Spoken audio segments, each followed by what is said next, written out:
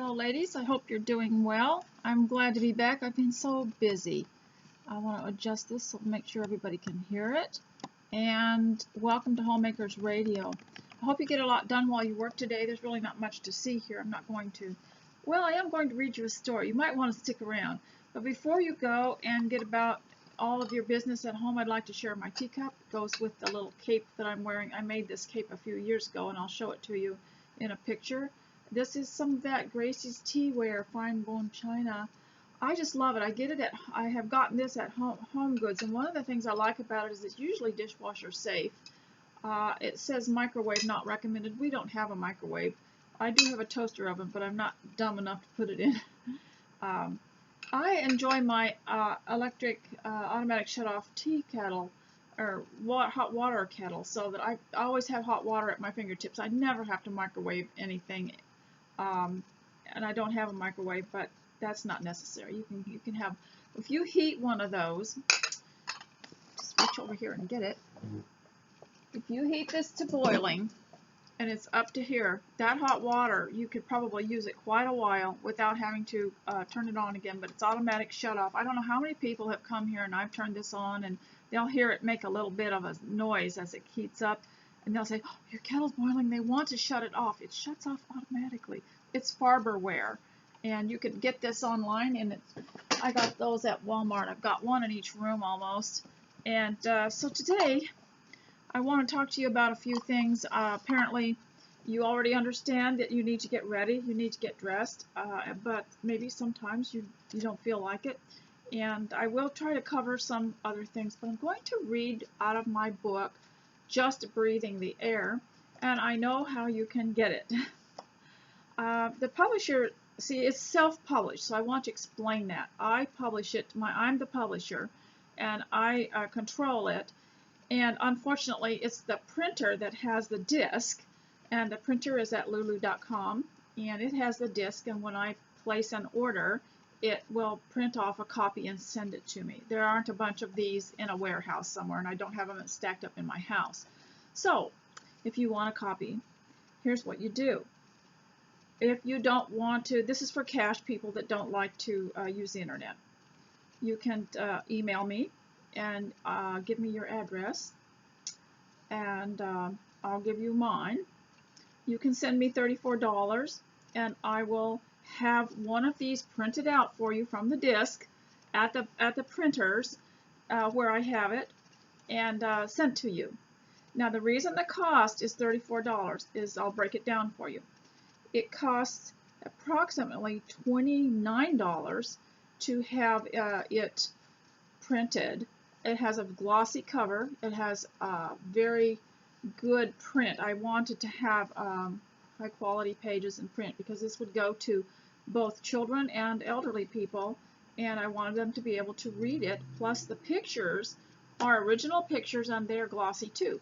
So that's what it costs to get a quality book. I'm not interested in running these copies off on a cheap printing press and having it come out like newsprint. I'm not interested in doing it any cheaper because I want it to be nice. Now, being a homeschooler, I have 1,000 books, and I always kept the ones that were high quality. And when I order books online, if I get them from eBay or somewhere else, Etsy, I like to say a former library book because they tend to be a better quality, and they always cover them in plastic to protect the cover. And I knew that they would be good quality. Also, I don't really want books in my house that deteriorate or become brittle. So anyway, I printed this this is for my family, but I'll share it with you. And if you want to have it sent to you directly, you go over to the left. This is for the ones that don't mind using the web to order something. You go over to the left where it says PayPal, and you donate $34, and then you leave. They let you leave a little message. This is for the book, Just Breathing the Air. This is for your book, and here's my address. And you leave you go to PayPal and you submit your $34. You say, this is my address, please send me a copy of the book. And that's how you'll get the book, and I will have the printer send it to you. That way I don't have to stock a bunch of books and then sit here and put them in mailing envelopes and mail them. But the $29 is what it costs to print this, and the extra $4 is the postage.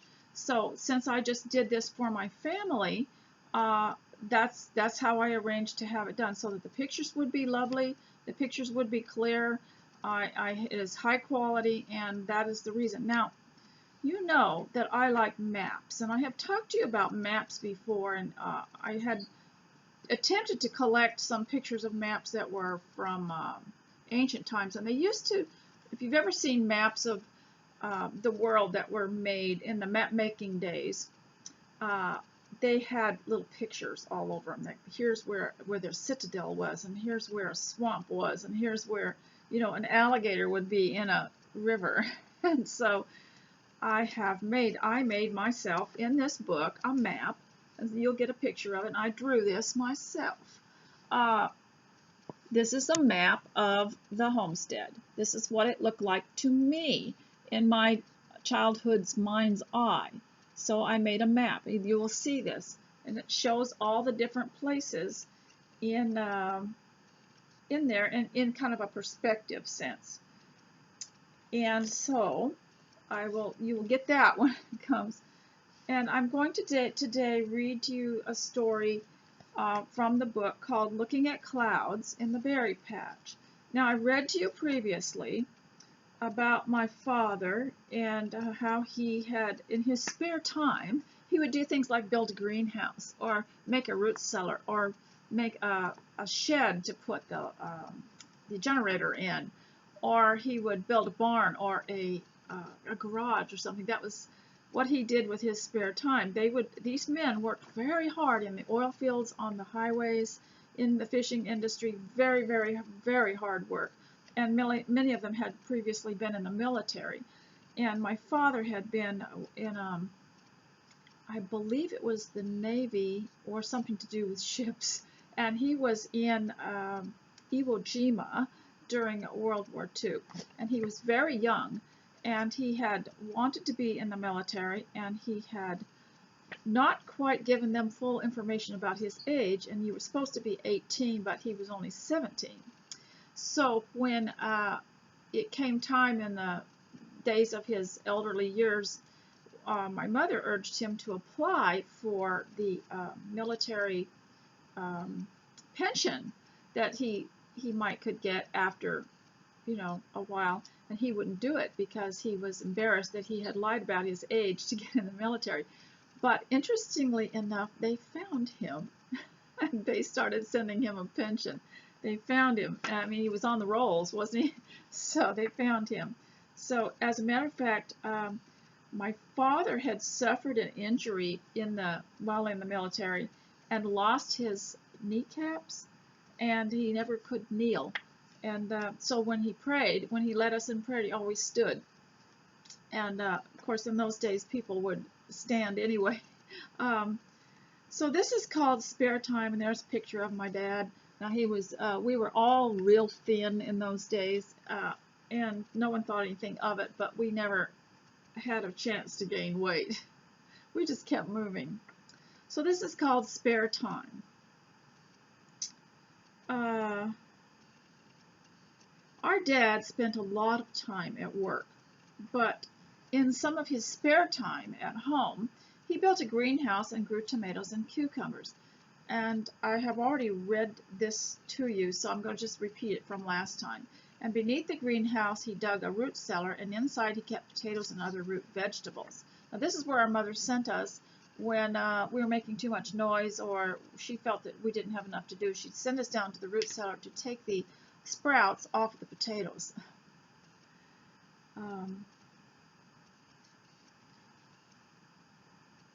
So I'm going to now read to you Alaska is a State.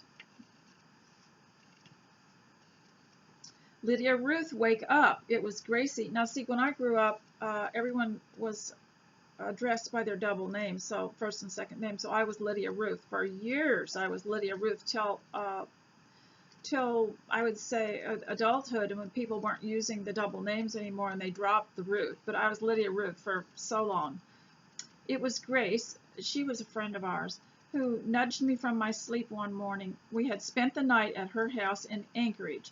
The date was January 3, 1959, and Grace had been listening to the radio. With excitement, she said, "We aren't a territory anymore. We're the 49th state. Our president is Eisenhower." I will always remember this day. I must have been 6 years old. I was so proud of Alaska and happy to be part of the United States of America. Well, who wouldn't? How would you like it if in your country, maybe you're in a little country somewhere, or maybe a big one, and you became a state of the U.S.? Did you not think that was rather exciting? It meant that we were good enough to be in and be part of the South 48. Now, we always called it the outside, and many times women and children went outside for the winters because the winters were so harsh. But the men who had to work at Elmendorf Air Force Base or somewhere else in Alaska or stationed there had to stay. But the women would be gone several months because it was so harsh. We were also proud to belong to the biggest state in the Union, and the Texans used to argue with us all the time because Texas was the biggest, remember? And then Alaska was brought into the Union, and Texans just never got over it.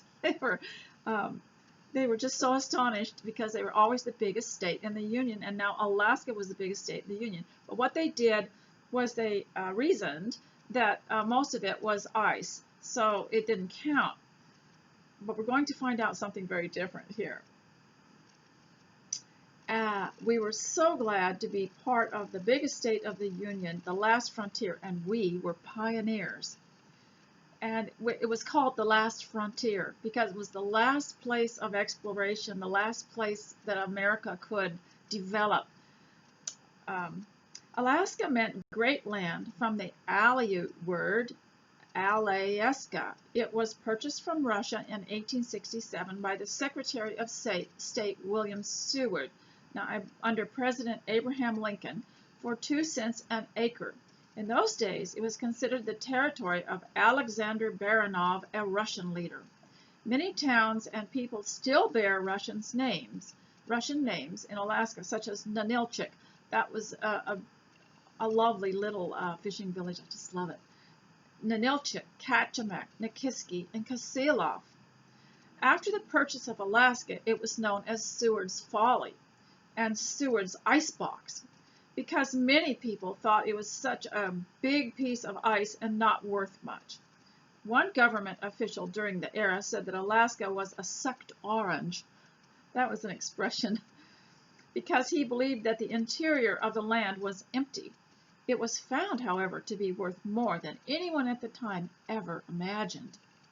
Alaska had a special flag and an official song to go with it. It began 8 stars of gold on a field of blue. We could easily point to the starlit sky at night and find the 8 stars which form the dipper on the Alaskan flag, as well as the Great North Star. You can see that at night in the northern hemisphere. I don't know about the southern hemisphere, but you can see this at night in the winter here. Okay, so now here is a ladder, and it's behind the house, and I want you to guess what you think that could be. It's a great mystery, and there's something there on the top of it. It's a big pole with a bunch of ladder steps on it. In one picture, I was puzzled. See, I wrote this book from a box of slides that I had. In those days, the only colored pictures you could get were from slides, and I had the box of slides. And I decided to develop them one day, and I started looking at them thinking, how could I tell a story about each picture? That's how I wrote the book. There's a story about each picture. There's the little Catherine, and there's my father in his car called Ethel right there. And so I write the story behind the picture. And so I got that picture out, and I thought, what in the world is that? And I was so glad my parents were still alive, because I had to call him and ask him what in the world that was. In one picture, I was puzzled about a pole with a ladder leaning against it. What in the world could this be? I did not remember it. I even sent the picture to other people in Alaska to ask them to help me. and nobody could remember what that was because they didn't have them anymore. I made some guesses: a tree stand to spot bear and moose, a lookout post to see fires, poachers, or squatters. Maybe it was a place for our father to escape the noise of 7 children.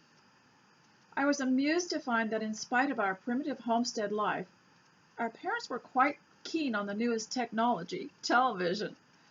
The pole was put there for an antenna to see if it could get television reception. Wagon Train and Daniel Boone depicted stories about people who, though they lived in a century before us, were a lot like us. They lived in log houses and contended with the wilderness. The pole was put there for an antenna to see if we could get television reception. Although we went to bed before these evening shows, we never missed an episode. We watched it through the wider cracks between the floorboards upstairs in the bedroom. Any one of my brothers could be found in the daytime peeking through tall grass and pointing a stick at some imaginary buffalo.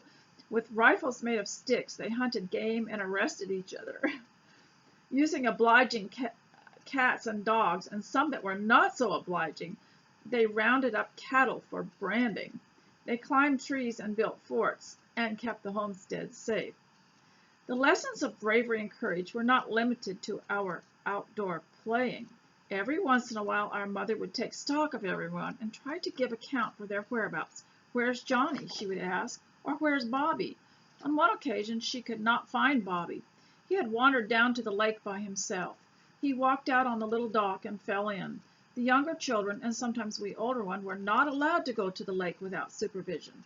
Our older brother Mike jumped right in and tried to find him. After several attempts, he pulled out the gasping, sputtering child. I remember Mama's concerned and sober expression as she told of this incident and expressed through her tears how very proud and grateful she was to Mike for being so alert. It was a lesson that left us kids feeling quite serious. For a long time, a lesson we never forgot, and it never happened again. There were rules of safety that were carefully taught. We were not to go to any of the lakes. We were surrounded by 3 lakes without permission, and some of the children could not go without the older children or adults with them. And then there were also lessons about getting wet and how quickly you had to get dry. Now here's a chapter called Mud Pies and Grass Salad. While the boys played cowboys and Indians in the tall grass, the girls played house. And we found out that by tramping on the grass, we could create paths. And I think I've already read this to you, but I'll read it again. We could create, by tramping out the grass, we could create rooms in a house and then settle down to serious housekeeping. Mama showed us how to make mud pies and pretend to serve a meal with grass salad. The challenge was to keep our little brothers from actually eating the mixture and keep the older boys out of the house. We solved this by sending them to hunt, log, fix the outside of our pretend house, or do some kind of man job somewhere. This kept them busy and out of our way until we called them back inside to have a tea party. The title of this next one is Looking at Clouds in the Berry Patch. The big, and I hope you're getting something done. I probably will show you some pictures, but if you order the book, then you can read it yourself. The big house looked out. Now, we had a little cabin that we were in while the big house was being built. My father called the whole thing a plantation because he was from Texas, and the bigger house that was built, always the finer house, while you lived in the little shack, was called the big house, and that was what plantations called their house, was the big house. In fact, when I was reading to you not long ago of Booker T. Washington, he talked about how the day of the emancipation, they were all called up to the big house. And that meant, that was the important place, and it was the finished place, while the little in comparison to the little cabins. Well, we lived in the little cabin while the big house was being built, and my father called the homestead the plantation because it was a place where we planted, and it was definitely a plantation surrounded by wild bush berries and also our potatoes and our own crops that we planted, our vegetables. and it was definitely a plantation, and he did call it several times a plantation. The big house looked out towards a swamp on the right, where Mama would send us to pick berries for her in the summer. The lard cans in those days came with handles on them. You've probably seen these in drawings and pictures of pioneer times. A can with a lid on it and a handle, and it was a little bucket. We used them for lunch buckets. They were just the right size for picking berries. Mama had a dinner bell hung on the front porch of the house so she could ring it when she wanted us to come home. Bordered by the home road and the swamp, the berry patch was a boggy, soggy, spongy place where water often came up between our toes. In certain places, we could lie down right on top of the berry patch and look at the clouds above us.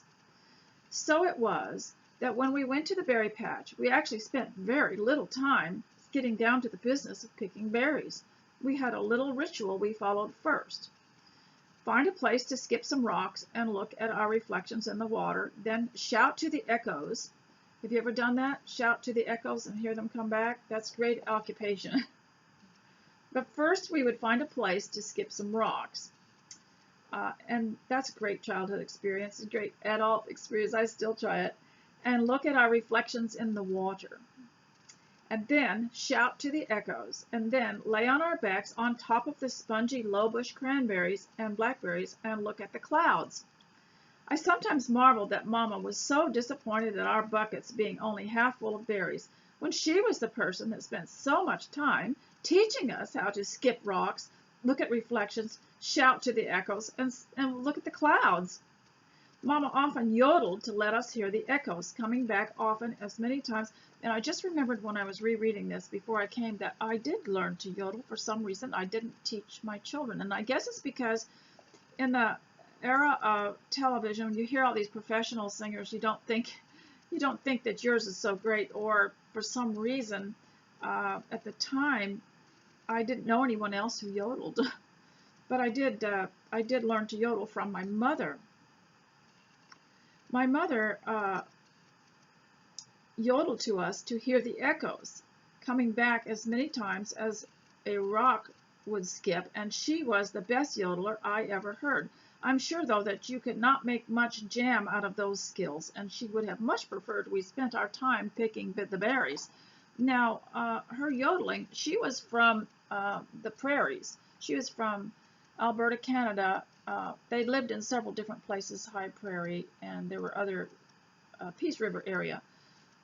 But I don't know where she learned that unless it was from her mother. Now, her mother was an orphan that came out on one of the orphan trains called the Blue Nose in the 1930s, I suppose, maybe a little earlier, from Nova Scotia to Alberta. Her parents had died, so she came to live with an aunt. The clouds seemed to come straight from heaven. I could see Elijah's chariot, David and the sheep, Daniel and the lions, or Christ coming on a cloud, all illustrations in our Bible stories at the cabin. Remember, I told you she took us down to the little cabin for Sunday school and taught us Bible stories while we drew pictures of it. Look, one of us would say, there is a nose on a man, or, oh, there is the head of a sheep. Then someone else would add, yes, and there are the wheels of the chariot. Eventually the clouds would move away, and we would have to get down to the business of picking low-bush cranberries for the delicious jelly our mother would make, which was the best I have ever eaten. She had just the right touch of sweetness in it so that the berry flavor was very fresh and tart. We put it on her homemade bread when it was hot from the oven. No food today can make my mouth water like that bread and jam. Now, when you think of it, the women up there, their whole existence consisted in trying to get food. It was just wrapped up in food. If they were canning salmon, or they would even can the moose meat, and they would preserve anything they could find that was edible. And because no matter how many case lots you ordered from Best Western, it was never going to be enough, and it didn't taste the same. Neighboring homesteaders always thought that Lillian, my mother, was quite innovative. She was able to get something out of nothing, and took such glee in that fact. To make jam, she cooked the berries and then poured them through a white cloth, the kind of thin towels used to dry dishes. They're the muslin towels you can get now in a big stack. She used to dry dishes in those days, those towels lasted for years and years. And of course, they were dyed red and pink and purple by the berries, and she just kept using them. The juice that she pressed out would be made into jelly. She unwrapped the cloth, and there was the pulp. What could she do with it? She certainly didn't want to throw it away. After it had cooled, she took it to the mirror and spread it all over her face. She let it sit on her face a few minutes and then rinsed it off. She said it felt wonderful. She had discovered the ultimate natural face mask. Her skin did look clear and glowing, and most of all, she was so happy about it.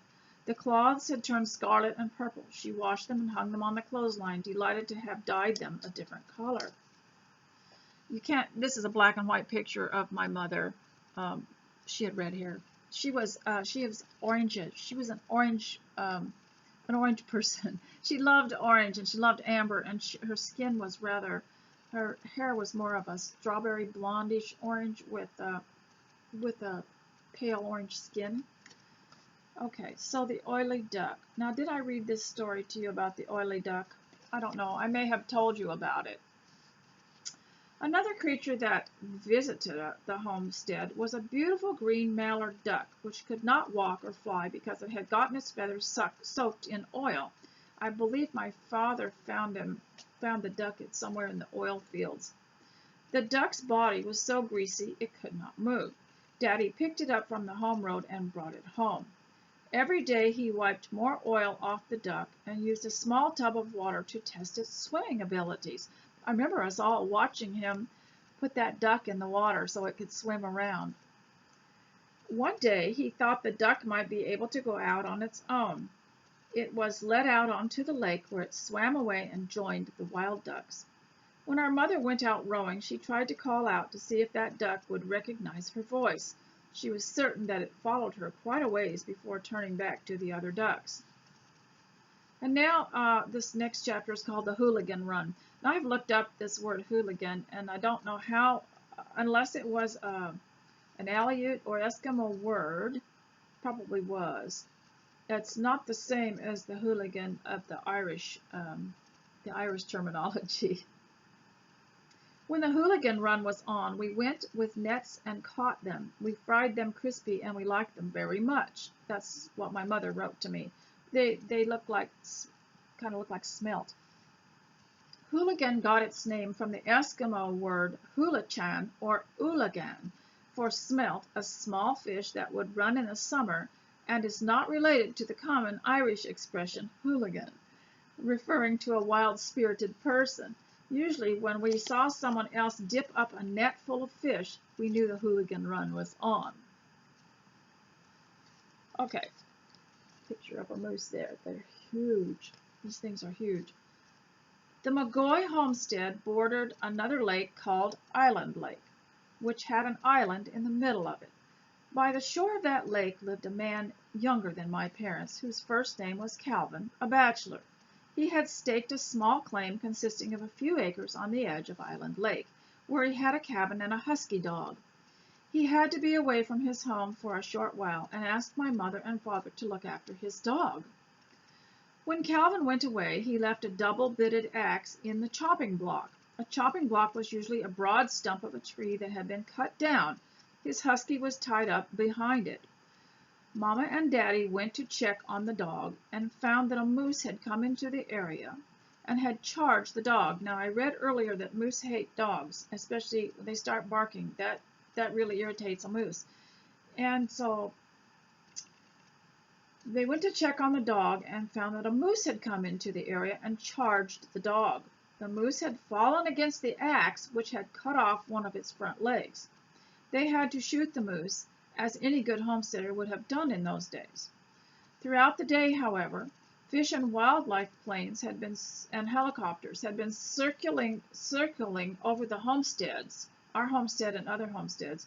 It was off-season for hunting, and not wanting to attract any attention, Mother and Daddy went back later that night and skinned the moose, dressed it out, and buried the remains. Then they hauled the meat home, where they hung it on the cool light plant shed to be used as meat for the family. It was inside of the shed. It was very cold in there. We were all excited about this catch and asked Daddy what it was that was hanging in the light plant shed. It's where they kept the generator. We called it the light plant, but it was the generator. Knowing how word gets around through children's conversations, he told us that it was a jackrabbit. He wanted to be modest about his catch, so he did not tell us it was a moose. Imagine people's surprise. Well, of course we did. We told people, Daddy has a jackrabbit in the light plant shed. Some of them asked, are you sure it wasn't a moose? Still very proud of my father, I insisted that he had indeed caught a jackrabbit. I understood that jackrabbits were some of the fastest critters on the face of the earth, and my admiration of my father certainly grew. I actually saw one here the other day. They're as big as a dog. I honestly believed it was a jackrabbit until the year 2006. I must have been in my early 60s then. A few months before writing this book, I called my mother, and I asked her for details about this story. She said, no, dear, that was not a jackrabbit, that was a moose. And all those years, I actually thought that was a jackrabbit because I just never, we moved on, and it just never came up. And he told us that was a jackrabbit, but he asked me to be really careful who I told because he didn't want anyone to come looking for him. And it must have been 40 years later. So here's another story that we, about us, the way we played. This is called Calvin, Come In Please. In those days, homesteaders were, now this was the same Calvin that had I believe his last name was Daniels. His first name was Calvin, his last name was Daniels. And he's the same one that had the dog that was tied up behind the axe that the moose knocked over on itself. That's one thing that we learned is we never left the axe. Usually you left it parked inside of the chopping block, but we learned not to do that. Somebody could knock that off and get hurt. In those days, homesteaders were never tired of visitors. Our one neighbor, Calvin Daniels, often came down the path from his claim on Island Lake and knocked on the door. When he did, one of my parents would call out, "Who is it?" Although they knew perfectly well it was Calvin. Calvin would then reply, "It's Calvin," and then our mother and father would say, "Calvin, come in, please." This inspired a lot of hilarious and imaginative play on the part of us kids. Now, we called ourselves us kids. I know that's not grammatically correct, but that's the way it was. We would ask them, could us kids do this? Could us kids do that? On long winter days when we were restless, we loved to pretend that we had neighbors and company. One of us would go inside the porch and knock loudly on the inside door, saying, "Knock, knock." Another would say, "Who is it?" The one inside the porch, who by then was beginning to shiver, would say, "Calvin," whereupon the others would say loudly, "Calvin, come in, please." As dramatically as he could, the cold visitor would burst in, and the rest of the children would laugh so hard they would grab their stomachs and collapse on the floor in uncontrollable mirth. It fails me why we thought this was so funny, but it must have been one of those inside jokes which siblings often share unspoken, which made Calvin the cause of such hilarity, and we played the game over and over. When he really did come into view, we could hardly contain our laughter around him because of the silly game we played all winter when we were in the house, and he was such an object of fun for us. Calvin may have been one of the neighbormen who helped us dig the household well on the left side of the log house just outside the kitchen. Several men from other homesteads participated in the well digging. Our mother provided lunch for everyone, and it was like a big celebration. We were all anticipating them finding the first bit of water so much that we couldn't be still or be quiet. We kept asking questions. "Have you found water yet?" The men took turns digging and pulling up the bucket of dirt and gravel through the well hole. Sometimes one of them would shout down to the other, "Any water yet?" And the other one in the hole would say, "It's getting closer." When the water finally came through a pump in the sink, I pumped it every so often just for the miracle of it. No more hauling buckets of water on our aching arms from the lake. Well, ladies, I'm going to stop right now and continue later because I'd like to talk to you about a few other things before I go, and I've got about half an hour left that I can stay here while I still have some light. And so I want to just talk to you a little bit. Now, again, I will repeat the instructions for finding this book. If you want to just send cash, which isn't very convenient for me, but I do accept cash. But if you don't like to use the internet, you can go to the left and get my email, and you can email me and give me I'll give you my address, and then you can send the cash, and then I will have a book printed for you and sent from the printer. And if you want to go to PayPal and leave me a donation of $34, and I broke that down for you, you can leave me a donation, tell me that you want the book, and leave me your address in the little space where they let you leave a message on PayPal, and I will go to the printer and enter your address and have it sent directly to you, okay? Now, the advantage of sending the cash would be that I could write a little, what I'll do is I'll just write a note to you by hand and send it, and you can tuck it into the book, okay? Because it really is very convenient for me to have it sent to you from the printer. Now, there are a couple of mistakes on it. This is self-publishing. The way I did it was they sent me a program, and I typed up the book, I submitted the pictures, and then they sent me a copy of the book. I found as many mistakes as I could, went back to the program and corrected them. But because I'm the editor, and I did overlook a couple of, I saw a printing error the other day when I was reading to you, and there is one page that is slightly off. But that's the thing with the self-publishing, and that's the way I'm doing it, and it cannot be changed because writing a book is very, very difficult if you really are putting a lot into it. I don't want to do that. I don't want to do it over. People have suggested to me to find a different printer, different publisher. I can't do that because it takes a long time to retype everything, and I don't have the original pictures anymore because for some reason I gave them back to my parents or gave them back to one of my siblings, so I don't have the original pictures. So I want to be sure that I keep the publisher that I'm using. Okay, so now for homemaking, I just have 2 hints today, and they involve just making life a little easier. I'm not saying it's any particular rule, but if you'll learn to handle things only once. And I discovered just this the other day, thought, why am I always walking back and forth, doing things twice?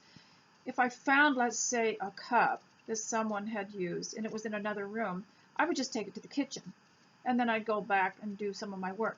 But then I find I have to handle that again because I'm going to pick it up later and load the dishwasher. So if possible, you could make a little bit of a principle for yourself that you would only handle things once if you can help it.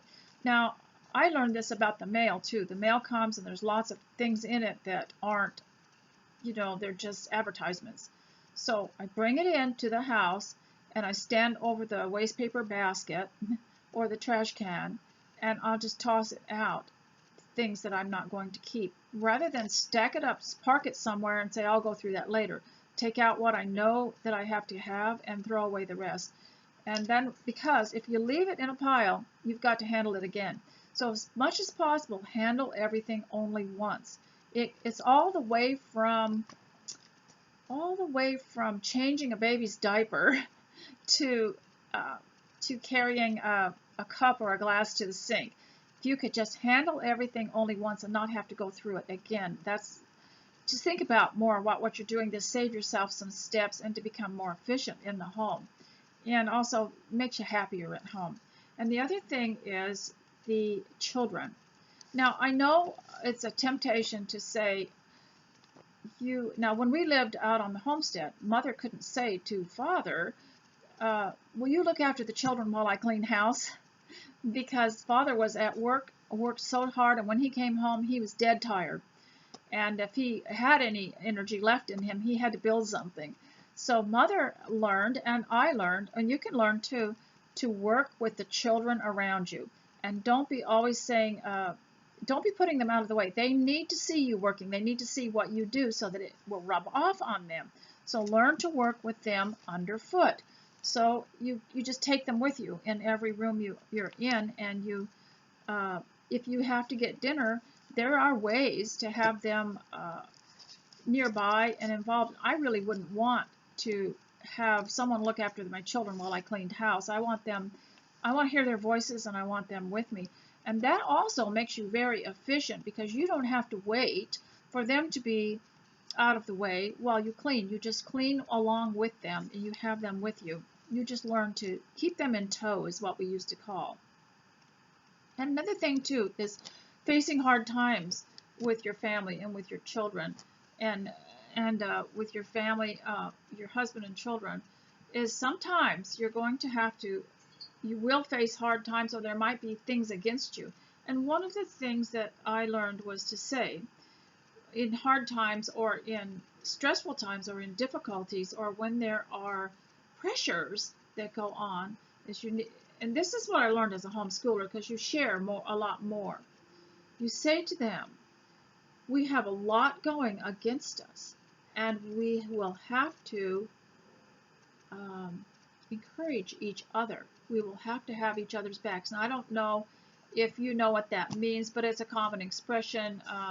When someone has your back, I think I didn't actually look it up, but the way we used to use it was, if you're standing with your back against somebody else's back, then you see things that that person doesn't see, and you can protect them, and the other way around too. So if you have each other's backs, so we're going to have each other's backs, that means you're looking around to make sure other people can't hurt the person, and they're doing it too. So you have to say, sometimes we're going through some really hard times, and there's a big struggle against our family, or maybe there is. There's something going on against our family, trying to break our family up, or trying to put pressure on our family to make us miserable, to make us quarrel, or to make even your mother unhappy. So we're going to have to all stand by one another and give each other encouragement. And then you teach them how to give encouraging words. Now, for you, it might be different, but you can also teach them what to say and what not to say that encourage or discourage each other. So I think that these two hints, learn to handle things only once if you possibly can, and don't handle things twice, and also gather your family around you and make sure that they know that you're all going to have to encourage one another. Also, learn to work with the children underfoot. Now, the other thing that I mentioned a while back, I was quoting a scripture, I believe, from 2 Peter. Was it 2 Peter 1:5, where it says, add to your faith virtue, and to your virtue knowledge? That I've been thinking more about that, and to knowledge self-control. Why? And I showed you in a cookbook how you have to add ingredients as they say. You can't just dump everything in a pan and stir it, because each one has to be mixed in according to how it works and how it mixes the best. And it's the same with add to your faith virtue, and to virtue knowledge, and to knowledge self-control. Because people, why do you think the public schools just has knowledge, so much knowledge? Because it's easier. It's a lot easier to gain knowledge, but not so easy to develop faith and virtue, which is the practice of goodness, and self-control. Those are hard. Those are difficult. So it's easier than faith and virtue. Knowledge is easier. It's a temptation to put knowledge ahead of it. But I think it's really important to add to your faith virtue, virtue being the practice of goodness and the practice of strength. And that's just something that I wanted to add to that from last time. Another thing about homemaking that I wanted to add as another hint was, lately, something that I've been doing that you might like to try. Of course, not everyone is the same. Is to, if you have anxiety of any kind through the day, I don't know why this happens to women especially, but they do sense, they do pick up things, they do pick up on negative things, they do sense when something's wrong. That could be the point of their anxiety when certain anxious thoughts come, is to look for some work to do, look for something more to do. The minute an anxious thought comes, I have suggested also to pray. The minute an anxious thought comes, to pray or sing. But the other thing is to find more to do, to look for something else to do, and just work yourself out of it. But now everybody's different, and they all find. Another thing that I've suggested is to look back at the times when you're not feeling so anxious, when you feel the least anxious, and try to keep that in mind. When do you feel the least anxious? And use the qualities and things that happened at that time for that. Now I'm going to read one more thing to you, and this is called This is the Teacher's Book and Test Review of American Government and Economics, and I believe it's an A. Becca book. But the reason that I got the teacher's manuals for the children was I let them have them. I said, this is no big secret. You can look at the teacher's manuals and get the answers and learn. So here's what I learned. I mean, what is the big deal of having a question and having to stump the children and have them guess and waste a lot of brain power worrying about whether they're going to get the right answer when they could get the right answer and see what the answer is. And so I just sometimes bought just a teacher's manual so they could read it. So I want to read to you something very interesting that I found in the teacher's manual. And it indicates something that we're all going through. And by the way, I'll leave a link for something really good that you can watch around the time, it'd be around the hour of 1:05 or something like that, from Right Side Broadcasting, where they filmed there was a live stream of something that was going on in our government, which is really good because you can learn a lot. You can learn a lot about how law works, how the courts work through this. And so I want to leave that for you to watch, and watch with your children too. It was actually pretty good. And so I'll leave a link for that. I enjoyed listening to that today while I was working, because a lot of times law does have a lot to do with home life, because you learn how things operate and how things work and how things have to go through procedures.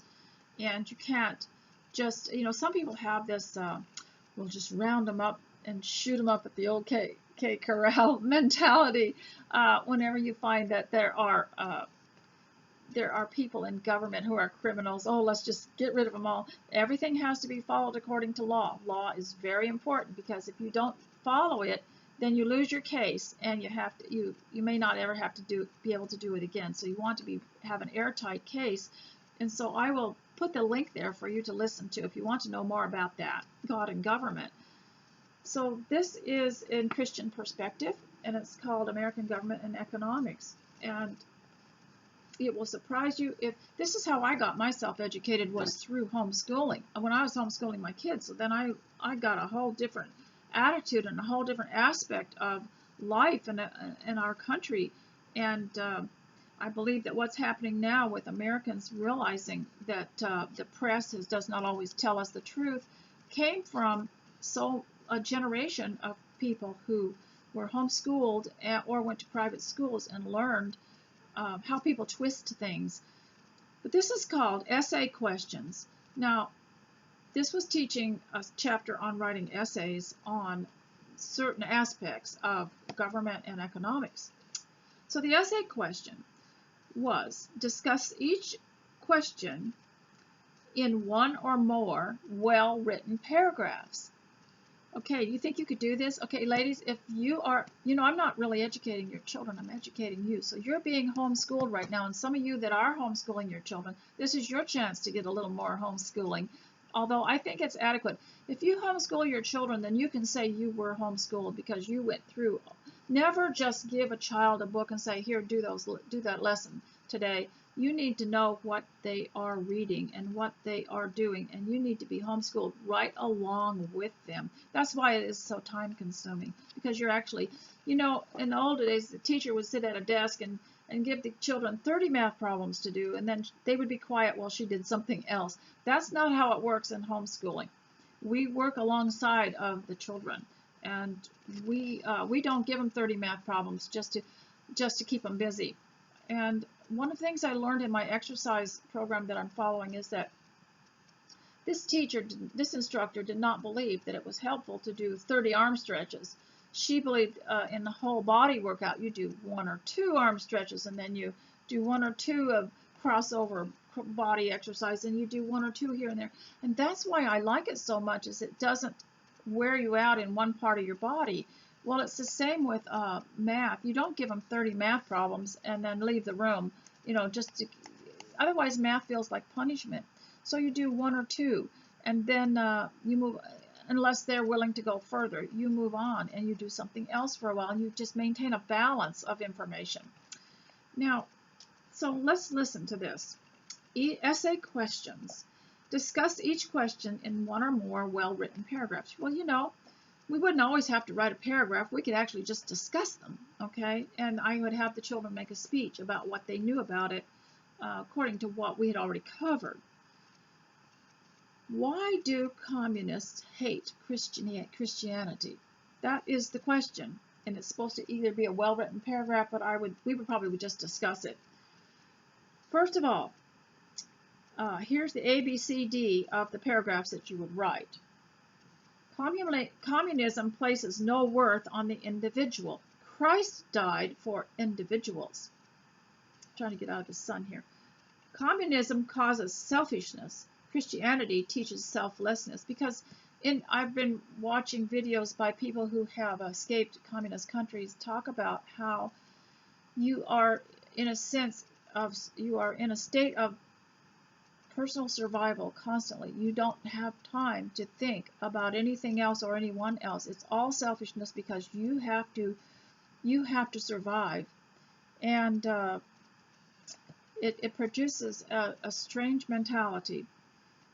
Communism is physically destructive. Name one communist place that has thrived and which the people love the Lord, and which Christianity is freely practiced. Communism is atheistic. Okay, what political developments in the last 2 decades have contributed to the communist goal of world domination? Now, of course, this was written in the 1980s, so they say last 2 decades, but it might apply. Answers will vary, but the following ideas should be included.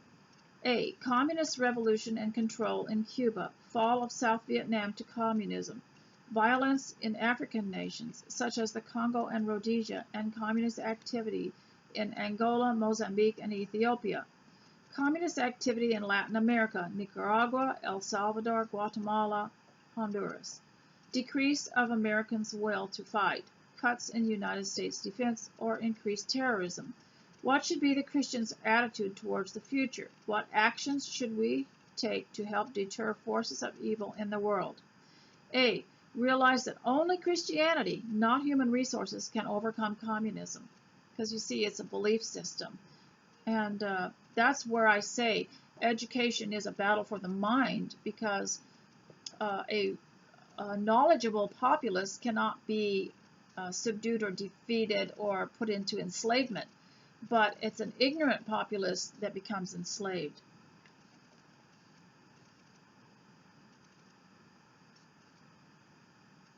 So, realize that Christianity, not human resources, can overcome communism. Pray for this nation's leaders. Become involved in politics and help to evangelize the world.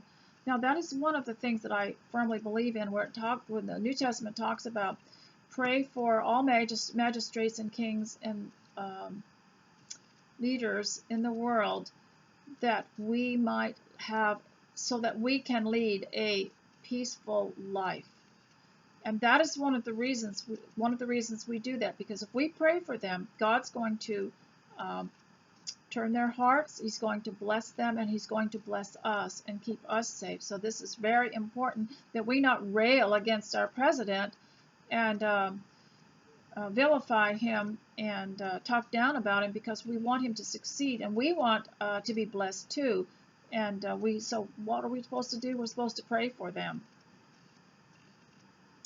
Explain briefly each denial of Christian values inherent in the communist system. The denial of God seeks to dethrone God, refuses to accept a higher power, and sets up the state as a god. Now, we're experiencing that right now, aren't we? We are fighting off communism. We have state governors and mayors and senators that believe that we have no rights and they can do whatever they want with us. We see that all around us. And denial of creation says that matter is eternal and uncreated, always in a state of self-transformation, supports evolution. Denial of good and evil. Communist Party determines what is good and evil. The end justifies the means. Another thing, too, that communist Marxists believe in, and I was reading somebody, some comment someone made on someone's video that they didn't believe Marxism existed anymore. That's a big lie. Marx was just the man that wrote the theory of communism, and that exists, and it still does exist. And one of the things that communists believe is that it's necessary to scrunch down on people and take away their rights because people are so evil that they have to have so many laws and they have to be constantly monitored. But that is not true, because God gives us the ability to be self-controlled. Remember the words of one of our songs, confirm thy soul in self-control, thy liberty in law. And there was something here that said that that law is what we live under. Even if we don't believe in God, we're going to live under somebody's law. Denial of redemption says there's no need for the redeeming work of Christ. Denial of man reduces man to the level of an animal or a machine. Aspirations are repressed. Denial of the nuclear family tears apart family to prevent the spread of tradition. Denial of private property and of individual responsibility. The state owns everything and people work for the state, not for themselves. Denial of individual immortality substitutes a collective immortality. Humanity survives only if communism survives.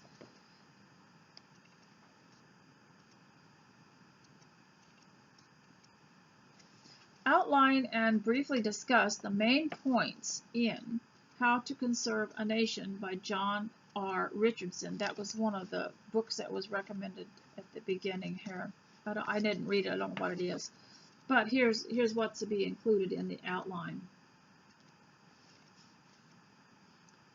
6 things necessary to conserve a nation. See page 452 to 455 of the text for discussion. How to Conserve a Nation by John R. Richardson. 1. The Christian home. 2. The preaching of the pure word of God. C. Loyalty to the highest standard of righteousness. D. Government wisely administered. A high sense of duty. Education that includes religious training. Now, this is so important because in America, our government is our servant. We are the government. We are the government. And we are supposed to respect the government. And we are the king, and we are the judge and the lawgivers in our country. And the people that we hire to serve us and to carry out our will are just our servants. They're not supposed to be lording it over us. And this is what we're discovering, is that we're having to throw this off. And that's why there's such a, that's why it's so uncomfortable right now for some people. But I'll encourage you to keep listening to the x22report.com. It's a little bit hard to navigate the page, the new page he has. He's not on YouTube anymore, but it will reassure you of what is being done. And the video that I'm going to include for you to listen to while you work will also be very reassuring. And so, ladies, I'd like to leave you on a high note here. But in this book, Government and Economics, is pretty serious.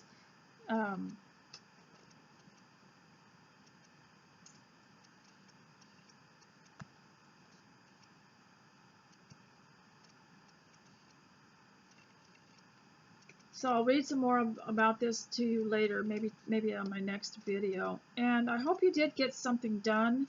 And I would have liked to have stayed here longer. Before I go, I'd like to show you something very interesting. I was going through our map, you know, whenever we went on a trip, well, I would find a map book at Walmart and buy it, and it would be of the area that we were in.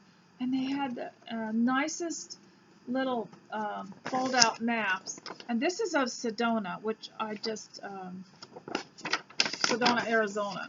which I just love.